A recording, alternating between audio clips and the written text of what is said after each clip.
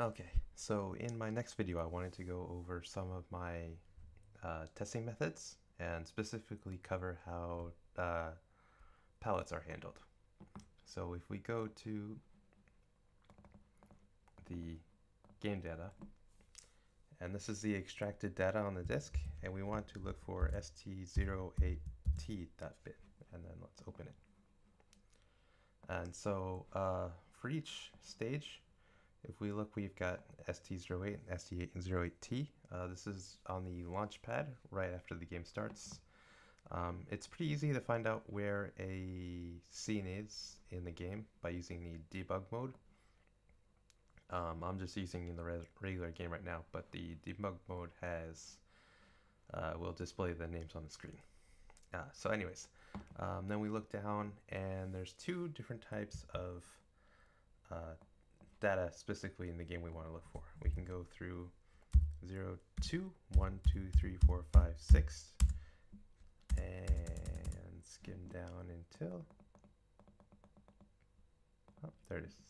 So when it's on the first column over here, that means it's the header, and this is a pallet. So let's go ahead and go to my EPSEs folder, open it up here, and let's grab this, and then let's search. Okay, so we found one, and found another one, and another one, and okay, we found a lot.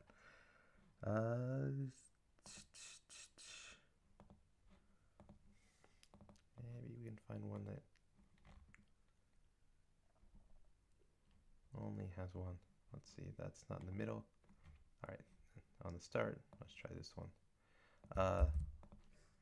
The reason we're getting multiple ones is because the similar assets will pop up in various places in the game. So this one only shows up on the launchpad. So let's go ahead and copy all of this.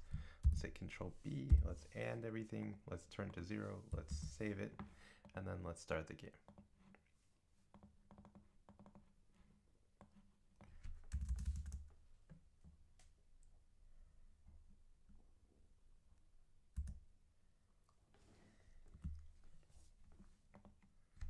Start, continue, select map, and you want to load this data. And before I do that, let's just go ahead and save the state so I don't have to view the opening credits again. Load the data. Loading.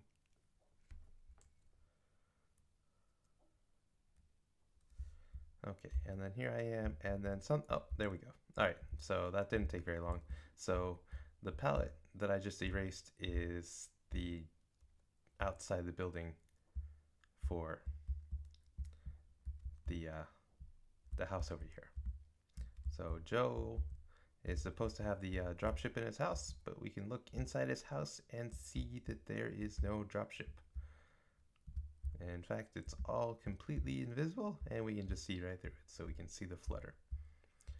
Okay, so that lets us know we can look inside stage 8 the textures, or we can use the debug mode to find that this is stage 8. We can go stage 8, and we can go into the files and look at the files, and anything with a header 2 is going to be a pallet, so we can go through the pallet, find the right pallet, and then search in the game until we find the right palette, and then we can erase it and change it or whatever. So yeah, let's just try something pretty different here. So let's open up a console, and we want to say console.log 0b. So the way palettes or colors in general in the game are stored are known as mousepad. Not that mousepad.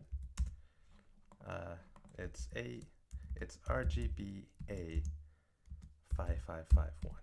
And so what this means is there's 5 bits for red. 1, 2, 3, 4, 5. 5 bits for green. 1, 2, 3.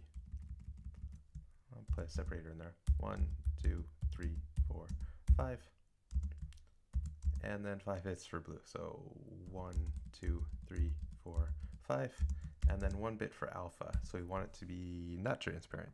I'll skip the rules. Actually, no, I'll explain them.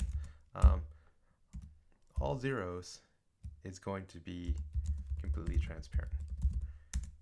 All zeros and 1 is going to be black. All zero, or something that's not 0 and then 0 on the end, this is going to be transparent, so transparent blue or whatever. So what we want to do is we want to turn Joe's house blue. So let's go ahead and let's get rid of the separator for a second.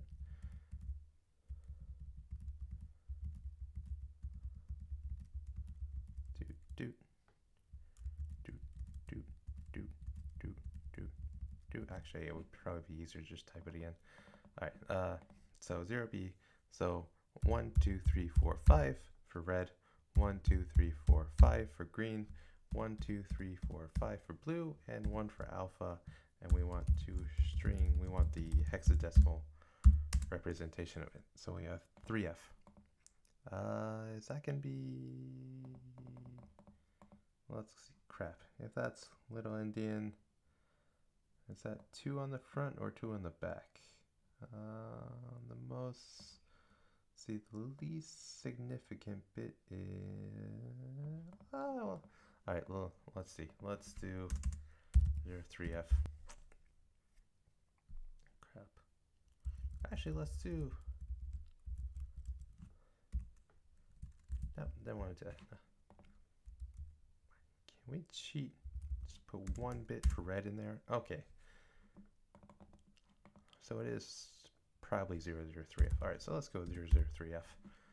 All right, let's undo here. And then let's see, where do we have it? All right, Control F, Control V. We have our selection here. Now we can do a and execute to turn everything to 0. And then we can do an or 003F execute to change everything to blue.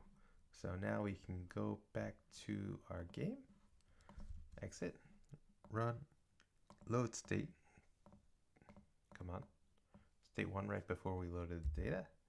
Come here, load complete, and if we're lucky, Joe should now have a blue house. Okay, it's not blue, it's green, but still, I'll take it. I'll take it. You can go back and kind of figure things out on the side, and then as a side benefit, the palette for the stairs are also changed. So we've got green stairs. So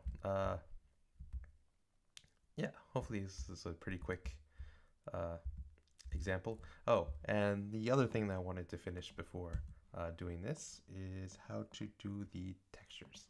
So if we go to, let's see, let's turn this back so I don't mess up the game next time I do it. So if we go to 08t .bin, and then I believe the offset is Control G, 0x38F00. No, 3F800. Okay, I think this is where rolls texture is. So this is the other kind. There's 02 for palettes, and then there's 03 for textures. Okay, and the only way I know this is just by trial and error. You go through, you delete stuff, you run the game, you figure out what's gone or messed up, you run it again, you write down the offset, you do it again, you write down the offset, and that's how it works. Okay, so the thing about textures is I don't know how they're encoded yet, at least not in the PlayStation game, but I do in the PC version of the game. So what we do is, if you go here, this is 033, 4800, this is the length. 03 seems to just repeat this or be some other kind of flags. I don't know exactly what it is yet. 01F0, this is the palette X and Y, and which you can just delete this, and this is another convenient way to do this. And then there is 400 0100, and this is where the crap. All right. I'm gonna stop pretending when I know what I'm talking about and go back and notes.gl.com. Slight detour. In case you're wondering, notes.gl.com is kind of what I use as a sketchpad to kind of just throw stuff on there. Role is, that is, okay, it is indeed 308F0. Okay, 038F0, so, okay, so on the game data, we go through, we get the pallet X and Y, which will always be on the 4th and 5th value over here, so we copy that. Then we go into, into documents, into PC, into our extracted files, and we go into the dat file, and then we find the same file. So st08t.dat, and we go here, and then we search for the palette, and the palette is the exact same in both the in both versions of the game. So this will have the palette immediately following it, and this is 8C in length, so we go through 8 lines. 1, 2, 3, 4, 5, 6, 7, 8 lines. And if we look carefully, we can see that this is something different, and then the next line starts with E. So copy, Control F, V, find next. So this is kind of what I'm curious about, is the palette doesn't start at the top of the file, it starts a little bit below it. But then if we look below there, we can see E2, 2F, E. So I'm still in the middle of trying to work out how palettes and images work out when it's not just a palette, but it's also an image. But okay, we get, damn it. 1, 2, 3, 4, 5, 6, 7, 8. Okay, copy. Now we're here in 8. And then we need to go back to the game data. So the game data, luckily for us, Joe's house should be before roles. So the next time we search for roles data, it should theoretically, hopefully be in the section where we're at in the launchpad. So let's go ahead and add this to 0. Execute, and then OR it to 3F, just to do a quick copy and replace for everything. Run, load state, slot 1, try it again.